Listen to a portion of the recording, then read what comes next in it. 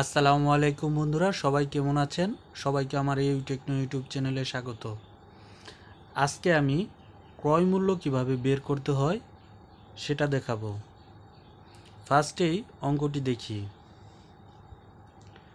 5 টাকায় 8টি দরে কলা বিক্রয় করায় 25% ক্ষতি হয়। প্রতি ডর্জন কলা কী দরে ক্রয় করেছিল? কী দরে ক্রয় করে, তার মানে ক্রয় মূল্য বের করতে বলেছে। এখানে 5 টাকায় 8টি দরে কলা বিক্রয় করায় বলছে, বাট 8টা কলার বিক্রয় মূল্য বলেছে, বাট ক্রয় মূল্য কি?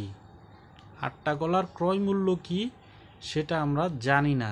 ক্রয় মূল্য বের করতে পারলে তাহলে 12টি কলার ক্রয় মূল্য বের করতে হবে। তাহলে ক্রয় মূল্য যদি আমি জানতে চাই তাহলে আগে আমার বিক্রয় মূল্য জানতে হবে। যত ক্ষতিতেই মাল বিক্রি করুক না কেন, ক্রয় মূল্য কিন্তু 100%ই হয়। যত পার্সেন্টই ক্ষতি হোক না কেন, বাট ক্রয় মূল্য 100%ই হয়, 100 টাকাই হয়। ক্রয় মূল্য 100 টাকা হবে। 25% ক্ষতিতে ক্রয় মূল্য 100 টাকা। তাহলে দেখি, 25% ক্ষতিতে ক্রয় মূল্য 100 টাকা এবং 25% ক্ষতিতে বিক্রয় মূল্য 75 টাকা। কারণ কলা 100 টাকায় কিনে যদি 25 টাকা, 100 টাকার 25 টাকায় যদি ক্ষতি হয় তাহলে 25 টাকা ক্রয় মূল্য থেকে কমে যায়। লাভ তো আরও হবে না, আরও 25 টাকা কমে বিক্রয় করতে হয়েছে। তাহলে 75 টাকা, 100 টাকা থেকে 25 টাকা গেলে 75 টাকা হয়। তাহলে 25% ক্ষতিতে বিক্রয় মূল্য হচ্ছে 75 টাকা।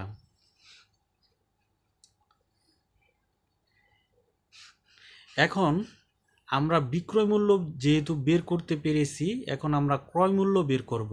কারণ ক্রয় মূল্য যদি বের করতে না পারি তাহলে 8টা কলার ক্রয় মূল্য বের করতে পারবো না। আর 8টা কলার ক্রয় মূল্য যদি বের করতে না পারি তাহলে 12 ডর্জন, 1 ডর্জন কলা কী দরে ক্রয় করেছিল এটা বের করতে পারবো না। আর এটাই হচ্ছে আমার উত্তর। তাহলে দেখি, বিক্রয় মূল্য 75 টাকা হলে ক্রয় মূল্য 100 টাকা। এখানে আগে বের করেই নিয়েছি। বিক্রয় মূল্য 75 টাকা হলে ক্রয় মূল্য 100 টাকা।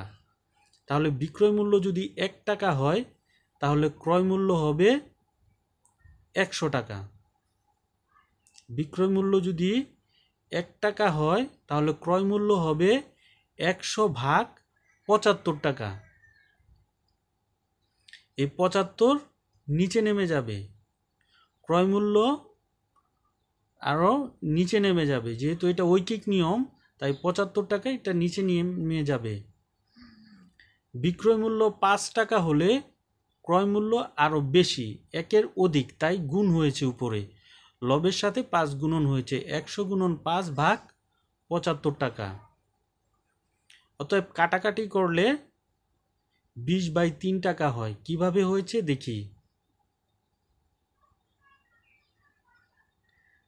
4 25-এ 100, 3 25-এ 75, 4 5 20 আর নিচে হচ্ছে 3, 20/3 টাকা। 8টা কলার ক্রয় মূল্য, তাহলে 8টা কলার ক্রয় মূল্য হয় 20/3 টাকা। 1টা কলার ক্রয় মূল্য তাহলে আরও কম হবে, কম হলে ভাগ হবে 20/3 গুণন 8 টাকা। অতএব 12টা কলার মূল্য মানে প্রতি ডজন, ডজন মানে 12টা, তাহলে 12টা কলার ক্রয় মূল্য আরও বেশি হবে, 20/3 গুণন 8 গুণন 12, 12 লবের সাথে গুণ হয়েছে। এখন কাটাকাটি করলে 10 টাকা হয়। কিভাবে হয়েছে দেখি। 3 4 12,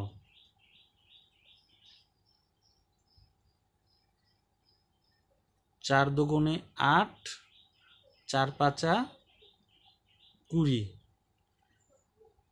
4 5 20, 20 আর নিচে থাকে 2। তাহলে 20-কে 2 দ্বারা ভাগ করলে 10 টাকা হয়। তাহলে প্রতি ডর্জন বা 12টা কলা 10 টাকা দরে ক্রয় করেছিল। এটাই হলো ক্রয় মূল্য বা উত্তর। তাহলে আজকের মতো বিদায় নিচ্ছি। আল্লাহ হাফেজ।